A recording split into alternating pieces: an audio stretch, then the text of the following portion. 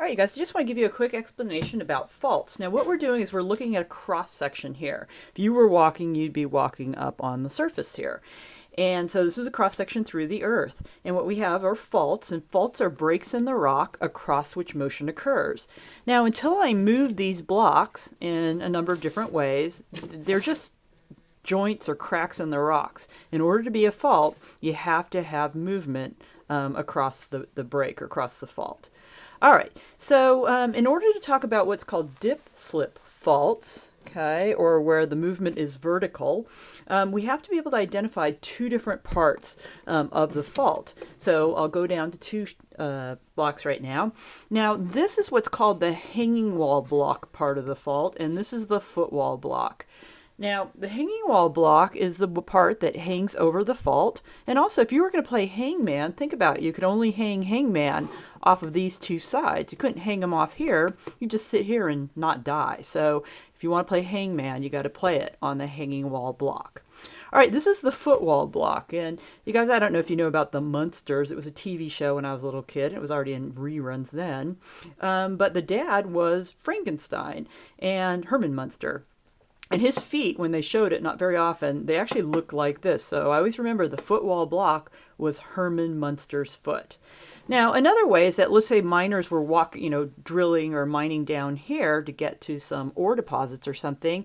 They would have their feet on the footwall block. Okay, they'd be walking down here. So the feet would be here, and they'd hang their lantern on the hanging wall block. So you got to know the difference. I will ask you to label, which one's the hanging wall block and which one's the footwall block. Plus, in order to understand what type of fault we have, you have to know if the hanging wall block went up relative to the footwall block or if it went down. Now, I'm going to start with a fault type called a normal fault. And normal faults are what we're going to find in the basin of the range, which is just to the east of the Sierra province. And what happens is that when these when the plates are pulling apart, it's an extensional force, okay? And we talked about that. Divergent boundaries have extensional forces or big arrows pulling apart.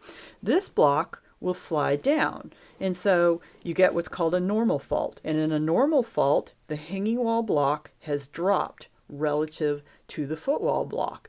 Now, if you guys have ever seen an aerial photo of the basin and range, or if you've ever driven from here out to, let's say, Salt Lake City, you know you go over a bunch of ridges and down into some basins and over some more ranges or ridges, and that's why it's called the basin and range. You get a series of these fault block mountains with basins separating them. So normal fault is the arrows are pulling out. The footwall block is here. This is the hanging wall block, and the hanging wall block just basically drops down and makes the basin. All right, let's put it back to the original configuration. Now I'm going to do a compressional fault. And so at plate boundaries where the plates are crashing into each other, we talked about convergent plate boundaries, but this is called a compressional fault. And this is called a reverse fault. And these are the type that we have locally up in Auburn. So when I squeeze these blocks together, the hanging wall block now moves up relative to the footwall block. Okay, so hanging wall block moves up. You can see that it's shortened and thickened. So you find these at subduction zones. You find these at continental collision. There's a lot of reverse type faults in the Himalayas. And again, these are the vertical faults where we had to take the cross-sectional view. Remember, you would be walking up here, preferably not with this much action going on. Now, these are the type of faults that if these are underwater and the earthquake is big enough, these are the type of faults that create tsunamis, are vertical offset faults, because if you offset water, it's got to go somewhere. All right, we got to now take a bird's eye view, so you guys will recognize this is the stream here.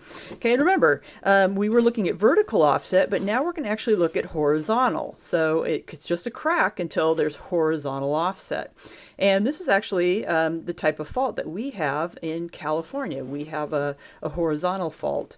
We have the San Andreas Fault. Okay, so I'll go back down to 2. Now, you guys, they're either right-handed or left-handed. And what you do is you picture yourself standing on one side of the fault, looking across at the other side, and that feature, the river here, stream, has been offset to the right. And it wouldn't matter if you came over here now and you're standing over here. Hey, where'd my stream go? It's been offset to the right. Now let's make a left lateral fault. The San Andreas Fault is a right lateral strike slip or You got strike slip fault. Okay, we do have a left lateral strike slip fault called the Garlock Fault down in Southern California, and it's really a pretty important fault, although the San Andreas gets a lot more attention.